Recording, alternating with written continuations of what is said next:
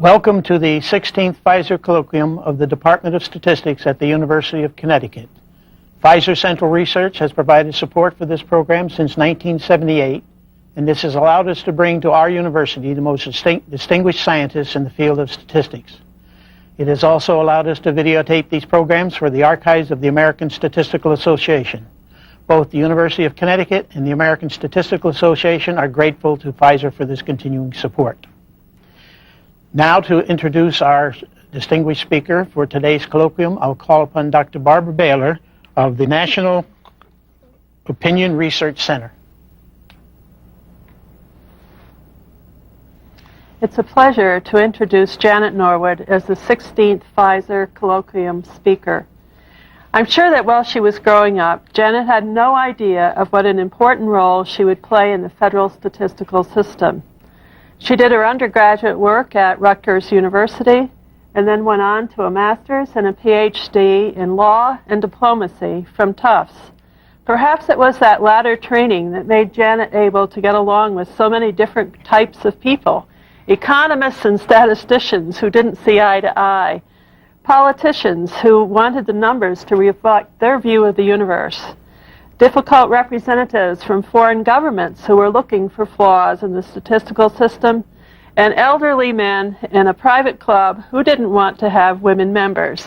I've seen Janet negotiate with all of them, all kinds of people, and have them end up as her friends and supporters. Janet came to the Bureau of Labor Statistics and moved up the ladder to become Deputy Commissioner and then Commissioner, a post that requires formal nomination by the President of the United States with ratification by the Senate. Though she was originally appointed by a Democratic President, Jimmy Carter, she was reappointed by a Republican, Ronald Reagan. There's a strong relationship between the Bureau of the Labor Statistics and the Bureau of the Census, since the Census Bureau does the data collection for some of the major BLS surveys. During the redesign of the surveys following the census, Janet played an important role. She had an insatiable curiosity about why things happened, what interviewers did when they collected data, what respondents thought they were being asked, how the Census Bureau spent all the money it charged the BLS, and on and on. She made us all work much harder because we knew we had to answer her questions. Janet's ability to work well with people resulted in her being asked to take on many positions. She was an excellent president of the American Statistical Association, where again she made some hard decisions about modernizing the ASA office. She was in the first group of women in 1988 who were elected to the Cosmos Club in Washington, a group that had resisted having any women for members for years. That group of men used Janet's talents to good use, and she became the first woman president of that club. After she left the government, she was appointed as the chair of the Advisory Council on Unemployment Compensation, first by George Bush and then reappointed by Bill Clinton. She also became a senior fellow at the Urban Institute in Washington, where she wrote a very important book on government statistics, Organizing to Count: Change in the Federal Statistical System. I've left out many highlights of Janet's career: her honorary degrees from Harvard, Carnegie Mellon, and Florida International, her many awards, and her publications. She serves on many boards and is the chair of a National Academy panel on the year 2000 census. But in this brief introduction, I hope I've been able to convey to you the sense of the curiosity, the integrity, and the diplomacy of our speaker today, Janet Norwood.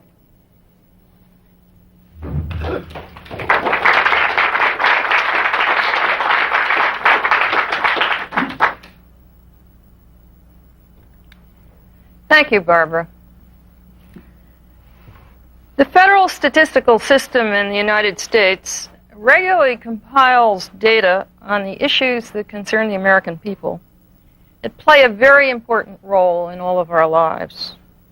Although a very small proportion of the government's budget is spent to collect, compile, and analyze statistical information, these data are an integral part of the functioning of our democratic system. Knowledge is necessary for effective policy formulation. And statistical measurement, a part of that knowledge, is essential to our future. That measurement must be carried out in an environment that values the technical competence required to open new frontiers and to undertake seminal research.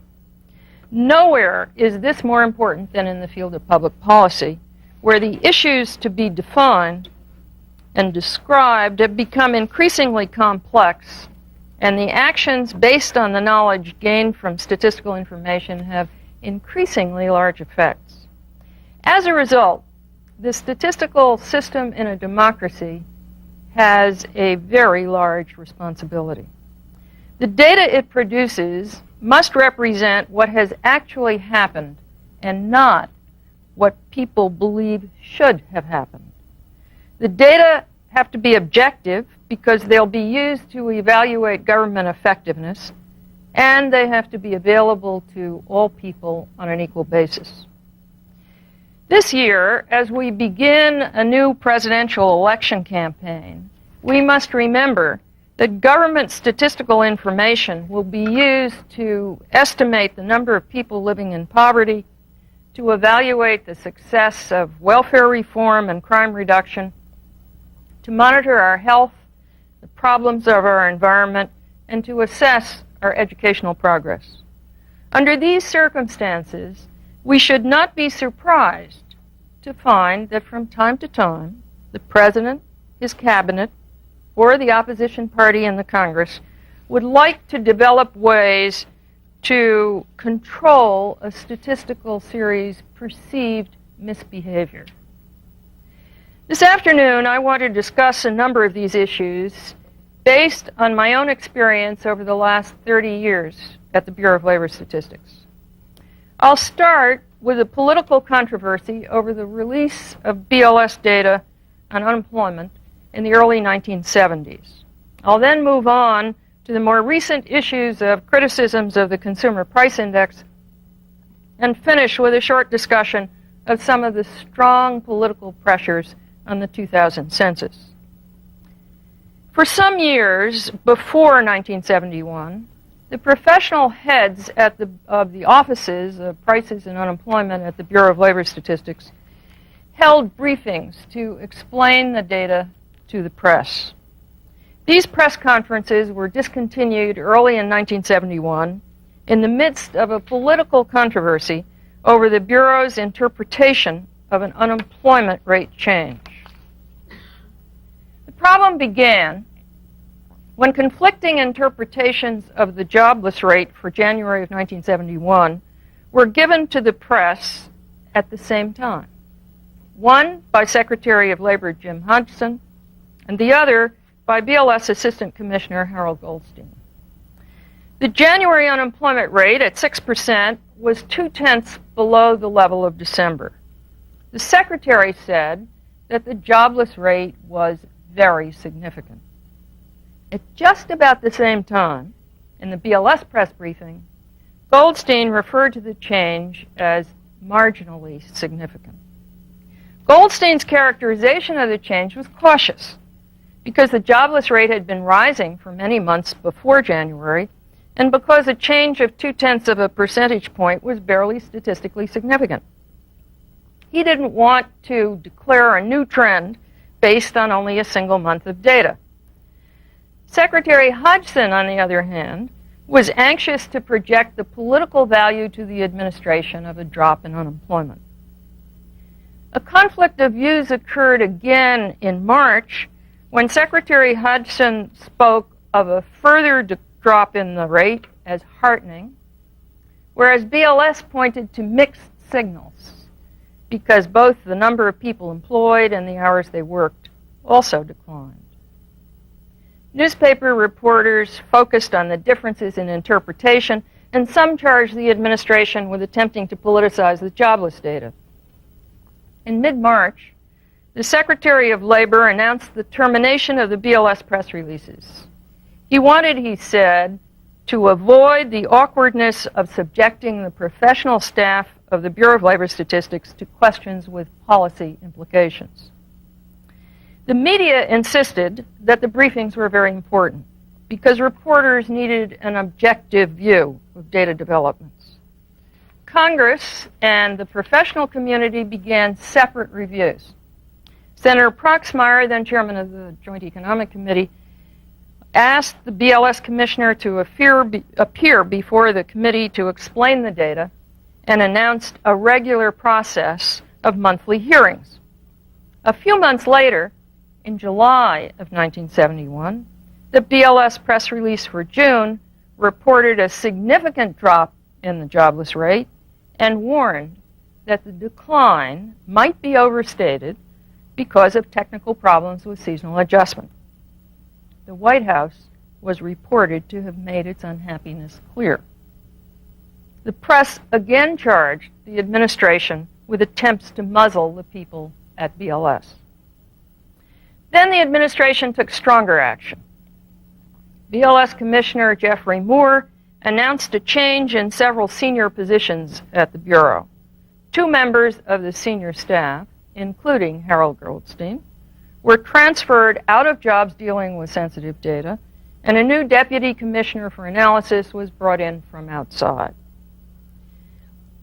Although Moore insisted that he merely wanted to improve the Bureau, a Washington Post editorial accused the Nixon administration of filling the Bureau with political appointments. The Congress scheduled hearings, a GAO investigation was ordered, and 2 professional associations established a joint committee on the integrity of statistics. The Social Science Research Council yet again began another investigation of the politicization issue. In the midst of this discussion, Secretary Hodgson began to participate in BLS meetings on the review of the releases. Never before had the Secretary of Labor been involved in the review of the CPI release before it was issued. I know about that because I was then chief of the Consumer Price Index Division, and I participated in those meetings. The BLS staff held its ground at the meetings, but it's important to note that they took place. In preparation for this lecture, I wanted to determine whether the White House itself had been involved in these discussions. And so I went out to the National Archives and I listened to the tapes that had just been made available of the conversations of President Nixon. I was surprised and very distressed to find that the President himself was not only involved in the discussions about BLS, but in fact had directed his staff to reel the Bureau in. I think you'll be interested in what he said. In referring to the Bureau of Labor Statistics staff and the Goldstein press briefing, President Nixon said, and I want to emphasize that I am quoting his exact language. Nixon, I know these little bastards. We have a bunch of people in the bureaucracy to screw us. Here Jim Hodgson goes out and does a very fine job, and they make him look like a fool. And we have Commissioner Moore an ass. There are a number of conversations about BLS, and in talking more specifically about unemployment rates, the President said, we all know about statistical aberrations. Why is it that when it went to 6.2 and 6.3, they did not say it was a statistical aberration? This is a deliberate job, so we don't get any credit when the rate goes down. They discussed what to do about the BLS. In one of those conversations, Mr. Haldeman told the President, we just have to get rid of Moore, the commissioner, and put a political person in. We can reorganize the Bureau. In that process, the people we don't want will quit. The President's views were quite clear. He said, we are not going to wait. They just say it's statistical aberration. They cut you to pieces. The newsmen are against us. Now, I don't want to jimmy the facts, but they screw us at every release. Indeed, the President wanted quick action. He said, The question is how to remove Goldstein. A way that we had talked about this morning is to say BLS is in need of reorganization and put all statistics in the same box together with the Census Bureau. We can rearrange it to assign Goldstein so that he's not in charge of the figures. We have to have control of the releases. We just cannot have them go out and cut us up. The Bureau's comments about seasonal adjustment problems with the June unemployment rate decline really rankled the president. He said, "I've had it. I don't want any crap this time. They screwed us on this one. Goldstein is to take a polygraph test tomorrow. If he did it, he's out of the government." He was ordered not to do this. He's a civil service employee, but we can move him. He's an all-out son of a bitch who's been against us for 20 years. We have to be tough on this. We are running the government. It seems clear from the Nixon tapes that the president wanted to control the interpretation of the data, although he realized that it was probably not possible to change the numbers themselves. The White House tapes show that he was intent on controlling what was given out to the press. Now, at the time, without the Nixon tapes, the congressional subcommittee that was investigating this issue concluded that they could not find any evidence to demonstrate the allegations of politicization of statistics. They went on to say this was probably due to the high regard held for the government professionals associated with the gathering, assembling, and reporting the statistics and the integrity of the professionals which had been built up over the years. In an effort to quiet the controversy, the Department of Labor issued new rules that focused on the BLS statistical role. But no real change came until the Ford administration, when the Council of Economic Advisors considered how best to restore confidence. The driving force for this initiative was Sidney Jones, who chaired a committee to consider these issues. And I participated in those meetings that Sid chaired. The committee's solution was contained in a new OMB directive for the release of government's major economic indicators. With only minor additions, that directive still remains in place. The release dates were to be published in advance. This is for major economic indicators. The statistical agency provides the data to the chairman of the Council of Economic Advisors on the afternoon before their release so that he can inform the president.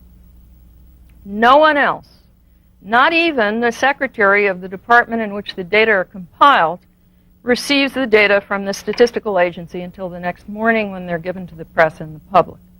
In addition, the new rules provided that no political policy official may comment on the data until they have been in the public domain for at least an hour.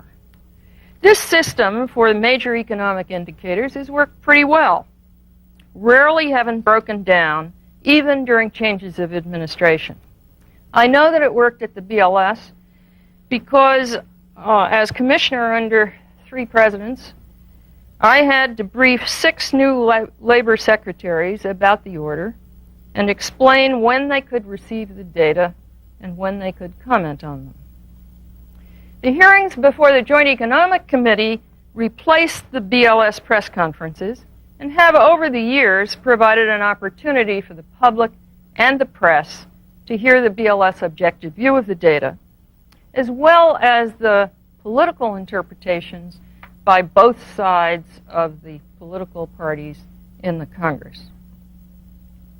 Some 14 years later, Senator Proxmire, who had initiated the hearings, explained at a hearing why he had done so. And the senator said, and I'm quoting, "I go through this review to remind us that the unemployment data constitute political dynamite. The unemployment rate is the big political enchilada in our country, especially to an incumbent president and the members of his party in the Congress. The most obvious practical proof of the wisdom of a president's economic policies is what those policies do to jobs. When unemployment rises, political discontent grows. The system continued to work well during my tenure as Commissioner of Labor Statistics. But there was one episode that occurred at the beginning of the Reagan administration that I'd like to tell you about. I had not met our new Secretary of Labor, Ray Donovan, before I went to his first staff meeting. He introduced his new Chief Information Officer. And he said, "From now on, I want all communications with the media to be made through the Information Office." That would mean that the Bureau of Labor Statistics people would be cut off from all press contact. So I said, "Mr. Secretary, you mean all contact except for the Bureau of Labor Statistics?" And he said, "No, I mean all of the department." So I asked if we might talk about it after the meeting. I can tell you that I don't remember what happened during the rest of that meeting because I was so worried about what to say to him at the end.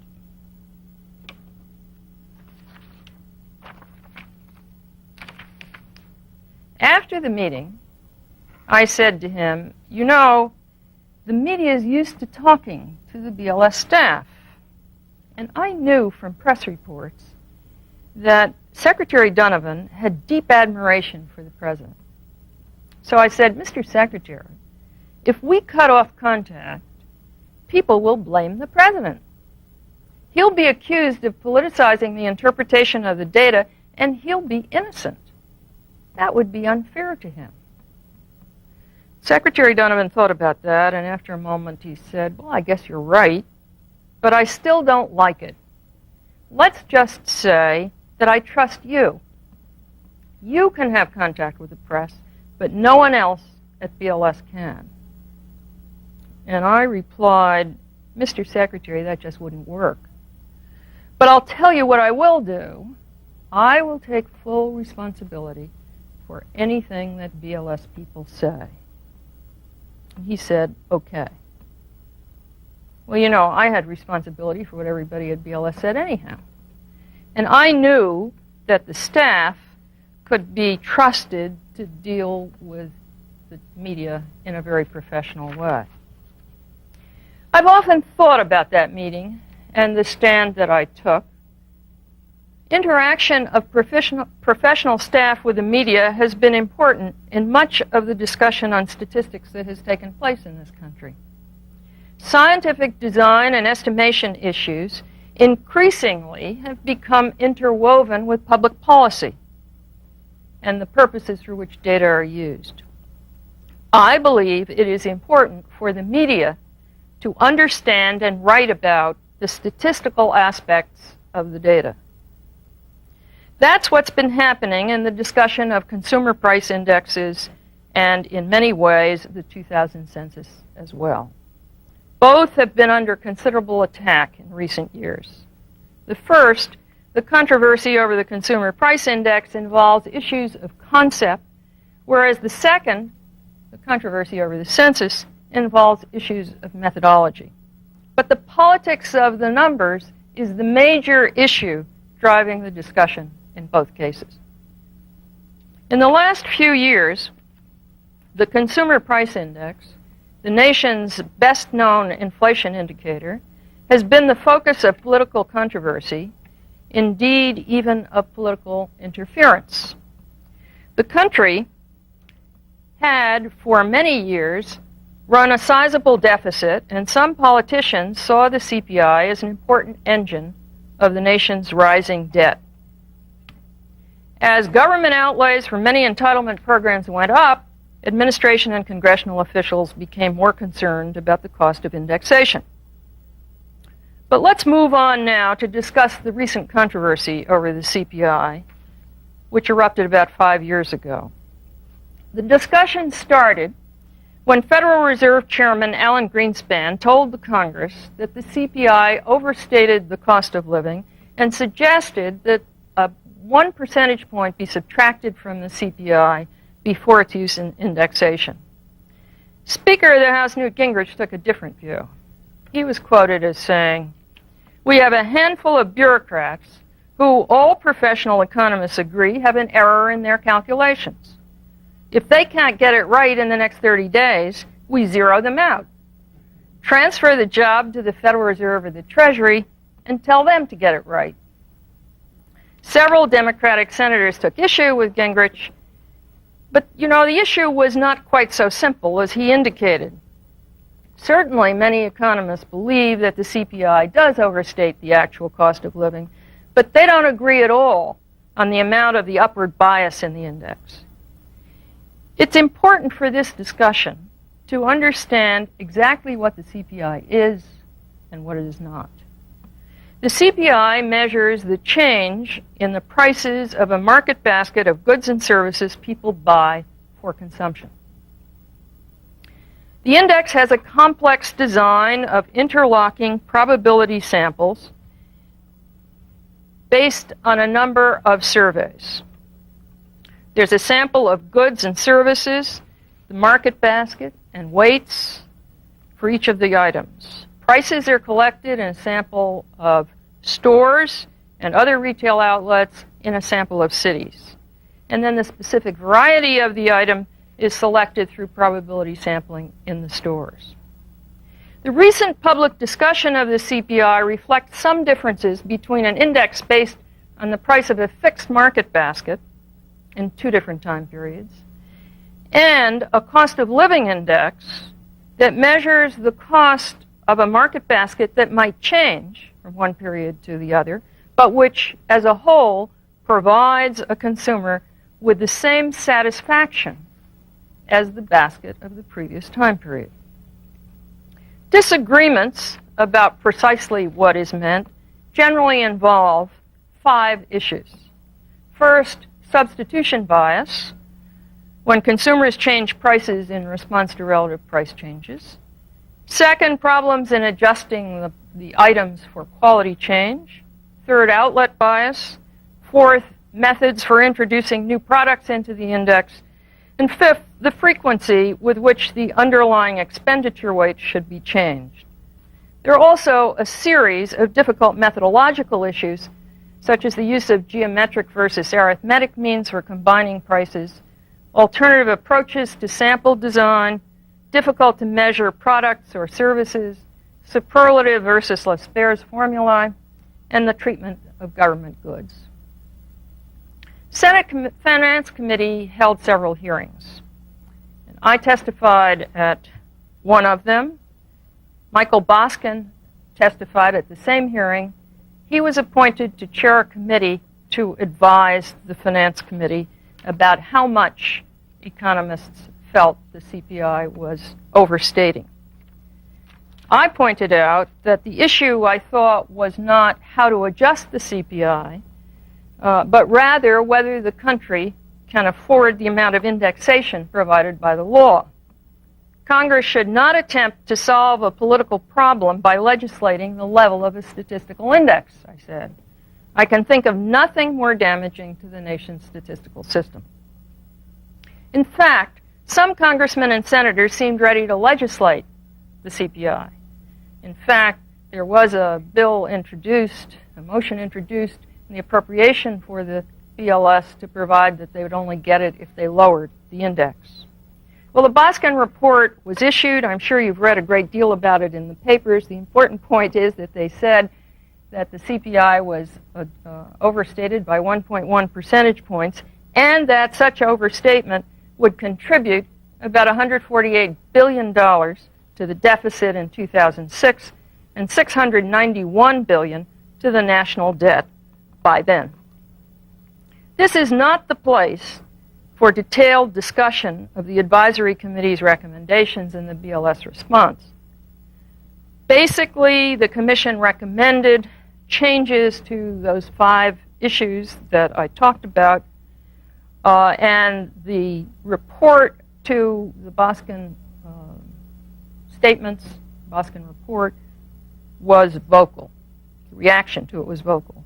Many, especially in the Congress, insisted that the index was erroneous, was causing problems in budget deficit reduction, and the BLS should quickly change the way in which it calculated.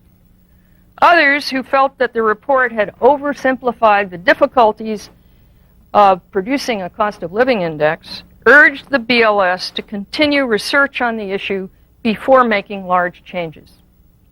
A few expressed concern that the Boskin report focused only on methods for reducing the CPI and paid little attention to changes that might result in index increases. Still others insisted that the discussion was an effort to apply political pressure to the BLS.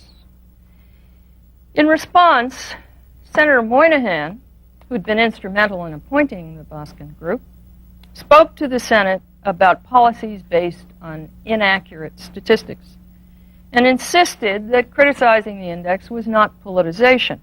He said further, and I'm quoting, "It is important that our Bureau of Labor Statistics, which is comprised of many superb professionals, even so, be humble enough to recognize that it may not be the repository of all expertise on this subject.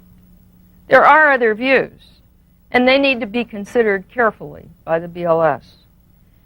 Commissioner Abraham would do well to be mindful of this in her second term." The BLS responded very carefully to the Boskin report. They agreed that the measurement of cost of living was a good conceptual goal, but they indicated that no one had yet solved many of the practical difficulties involved in constructing one.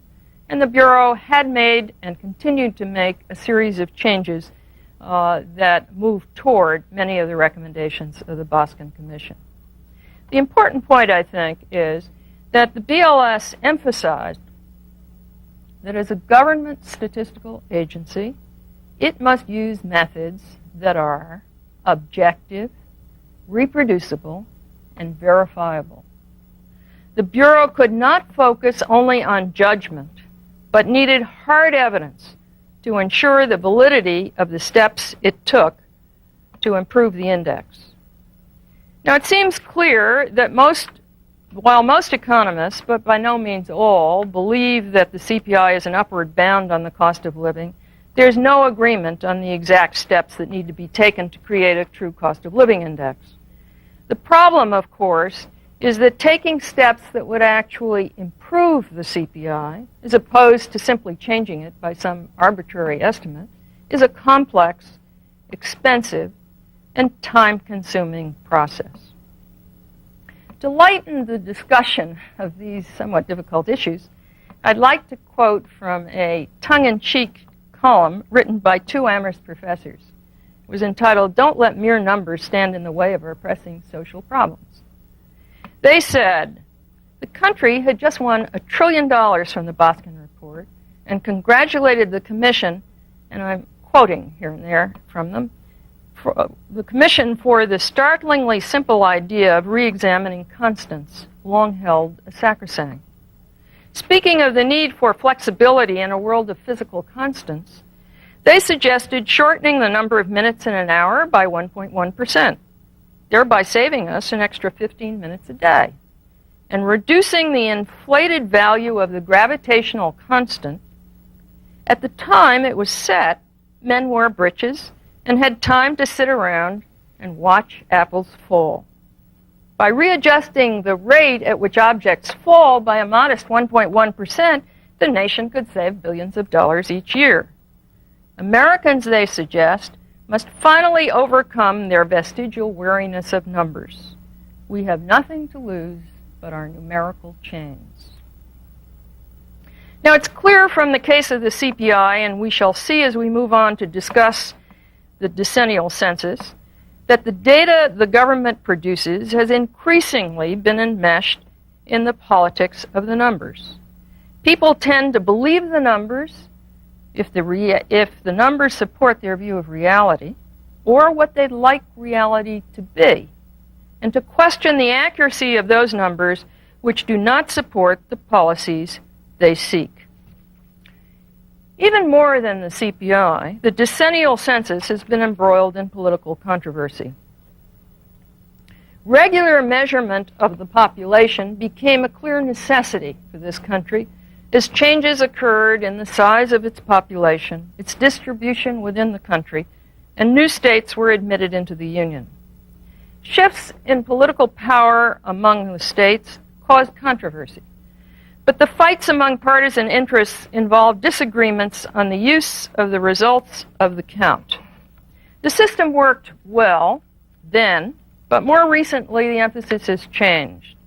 As the plans for the 2000 census were being developed, the politics of the census shifted from arguments about how to use census counts to challenges of the detailed methodology underlying the data. The partisan battles had spread to the detailed decisions that had previously been made by the Census Bureau's professional staff. At the same time, the census had become deeply embedded in political disputes among different groups of stakeholders. The battles over the census methodology have become grounded in the politics of power, the politics of race, and the politics of money. It's important to recognize that the census, the largest and most expensive of all our statistical operations, is a massive operational effort. The census must count all residents of the country and place each of them in a particular geographic area address.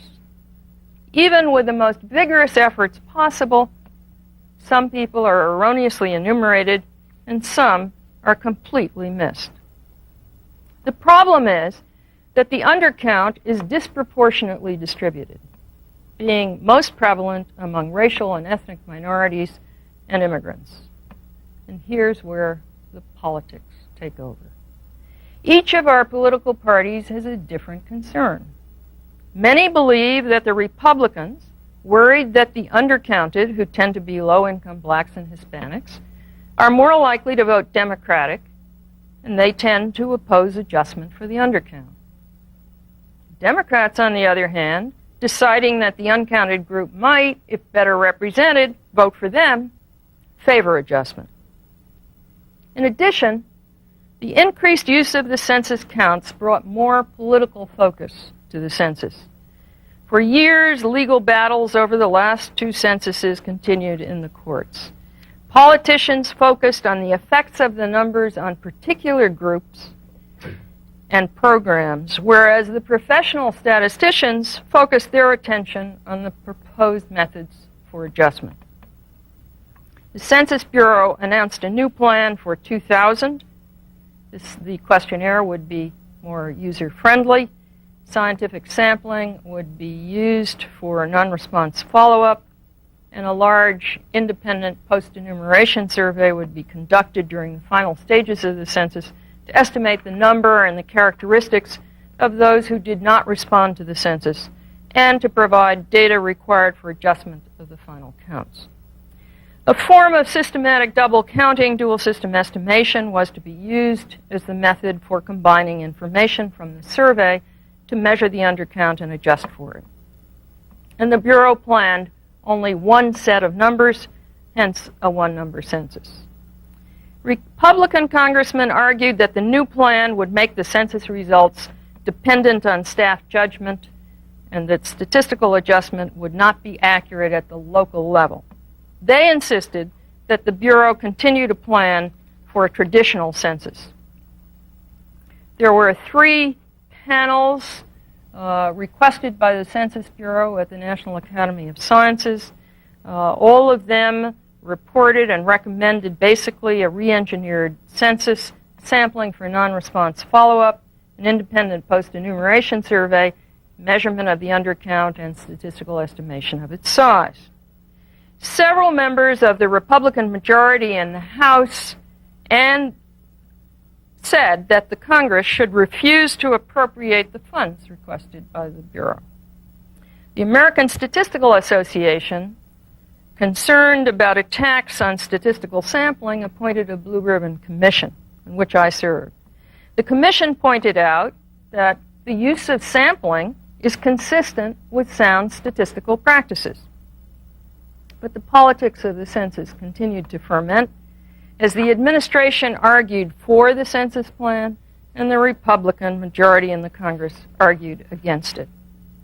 A letter sent to the Congress by more than a dozen past ASA presidents raised serious objection to a rider in the appropriation which would prevent the Census Bureau from using statistical sampling or any other statistical procedure in the census. Finally, the House Speaker and the President compromised on the census appropriation bill. They provided funds for the Bureau to continue its work and agreed that court review of a proposed legal challenge to the use of sampling in the census should be expedited. In addition, they established a Census Monitoring Board as yet one more way to oversee the work of the Census Bureau. Speaker Gingrich, along with the Southeastern Legal Foundation, filed suit in federal court attacking the legality of the census plan. The administration filed a motion to dismiss, which was supported by the House Minority Leader and 5 other House Democrats, as well as by the City of Los Angeles, the State of New Mexico, and a number of other municipalities. The Supreme Court heard the case on appeal. Meanwhile, attacks on the Census Bureau's efforts continued. Senator Fred Thompson threatened that Congress would limit funds for the census, quote, if the accuracy of the results are in question. Defending the Bureau, the ranking Democrat on the Census Oversight Committee, Carolyn Maloney, blamed the GOP-controlled Congress for keeping the census dangling on a string.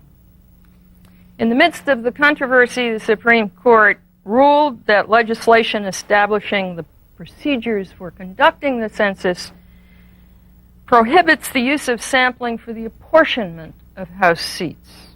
The court did not, however, rule on the interpretation of the constitutional provision in the census. Although the Supreme Court ruling established that adjusted counts and sampling for non-response follow-up could not be used for apportionment of House seats, they didn't end the political dispute. As a result, the political debate on the census and the political pressure on the Bureau has moved undercount adjustment from apportionment to redistricting. While recognizing that apportionment of seats must be determined with numbers arrived at without the use of sampling, and therefore without adjustment of the undercount, the administration has made clear that it expects that adjusted numbers will be used for redistricting. In fact, the Justice Department notified states that it will use adjusted census numbers to judge whether redistricting plans hurt minorities, even if the states themselves do not employ those numbers. Then the chairman of the Census Oversight Committee, Dan Miller, began another crusade. He introduced a whole series of bills about the particular procedural arrangements for the carrying out of the census. The administration opposed each of these bills, and none has thus far been passed into law. As though this host of political and legal problems had not caused sufficient attention or significant problems, members of the Congress began publicizing complaints from their constituents about the intrusiveness of the long form sent to a sample of households, which includes a series of questions involving things like housing, work, disability, and income. Majority Leader Trent Lott was reported to have urged people to fill out the basic information, but if people feel their privacy is being invaded by those questions, they can choose not to answer the questions. Others in the Congress said they'd fill out only the questions that make sense. And Senator Chuck Hagel gave advice to people to fill out what you need to fill out and don't fill out anything you don't feel comfortable with.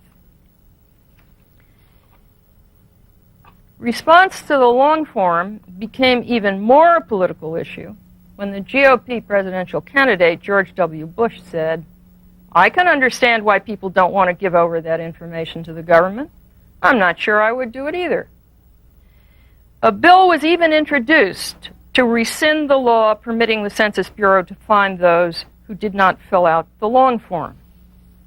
Census Bureau Director Ken Pruitt expressed concern over a backlash effect on the census response rates. To tell them not to complete the form is to tell them to break the law, he said. The Bureau's latest figures show that overall, about 65% of all households had returned forms to the Census Bureau thus far. However, there is a gap in response between the short form and the long form. Only 54.1% of the long forms had been returned as of last week, whereas 66.6% of the short ones had been returned. That's about double the difference between the long form and the short form that had existed in 1990. So the saga of the politics of the census continues. Unfortunately, we can now see quite clearly how political interference with the census has moved into new areas. It used to be that in the early days of the Republic, the census numbers were used in more or less automatic manner in formulae to allocate House seats. Now, however, the census numbers are used for things like defining district boundaries, determining the equity of social policies, helping to enforce the Voting Rights Act, and to allocate billions of dollars. So the political debates have shifted from how to use the counts to the methods used in the compilation of the census itself. This is a serious change, one that threatens the very scientific approach to measurement.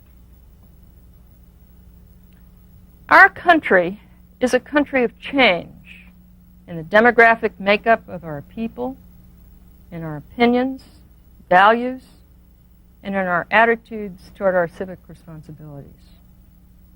We're also a country that takes great pride in our free democratic system of government, a system that can only function well when its citizens have access to data that are accurate, relevant, and objective for judging the performance of our public officials. We should be concerned, but not surprised, to find that our elected political officials place a high degree of importance on policy-relevant data, and that even at times, efforts are made to control the numbers. It seems clear that the release of statistical information in unbiased and objective form is an essential element of a democratic society. We've seen how efforts were made to control the release of information, how the president himself attempted to influence data interpretation and to use a political litmus test for the personnel of a major statistical agency. The important point to remember, however, is that it did not work. President Nixon tried to control the professional staff at the Bureau of Labor Statistics, but they withstood his demands. They continued to carry out their professional tasks with objectivity. Moreover, the Congress stepped in to ensure the stability and independence of the system. The Nixon-era problems resulted, in fact, in a strengthening of the system and in the establishment of measures for the protection of its independence. The politics of the CPI involve very different issues. Legitimate disagreements over difficult issues of concept and their measurement existed.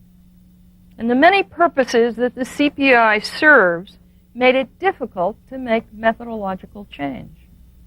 Attitudes toward change in the CPI differ depending on the political clout of the particular stakeholder groups involved.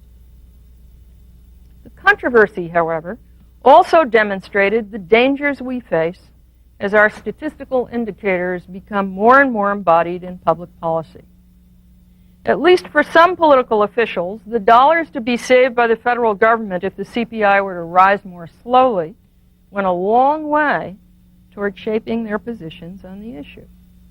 For some, although by no means all, of the policy officials involved, the controversy provided a very convenient format for discussion of the CPI's conceptual design as a way to produce a lower index, thereby reducing pressure on the government's deficit. Controversy over the decennial census is in many ways similar to that on the CPI, because it too is based on perceptions of the political effects of the population count. It is different, however, and in my view, far more serious, in that the discussion has focused more on survey methods, data imperfections, and statistical approaches to undercount adjustment than on conceptual purity. Congressional oversight over the census has traditionally been very strong, and proponents of different views have taken their cases to the federal courts. In addition to all of its other uses, the census data affect the makeup of the Congress itself. As a result, the decennial census is inevitably thrust into the political spotlight. The danger we face is that political officials may make methodological decisions that are best left to the trained professionals. Trust in the integrity and objectivity of government statistical information is essential to democracy. We can expect that political officials will be skeptical of numbers that do not demonstrate the success of their policies. In such cases, political pressures may be applied to change the manner in which data are interpreted and released, to change the concept or definitions used to compile the data, or to change the statistical methodology to produce the data series. Each of these is important, and at times situations arise which can be very difficult for government statisticians to handle. In each of the cases we've reviewed, in different ways, the statistical policy-making role of the Congress has developed and changed. The pendulum has swung away from the scientists and toward the politicians. The fact that statistical series have become so important to the social and economic policies of this country inevitably creates a temptation to manipulate the numbers for political gain. The best defense against these trends has to be the professional quality and the integrity of those who compile our statistical information. We must keep our data free from political influence. The country needs a strong cadre of professionally trained people with integrity to stand up for that which they believe. But I hope that one point that this talk has made clear today is that the professionals who compile the nation's statistics must be courageous enough to insist that their own work remains free of political influence. They must refrain from participating in political discussion, and they must insist on following careful, objective procedures for the manner in which their work in compiling the data is carried out. Thank you.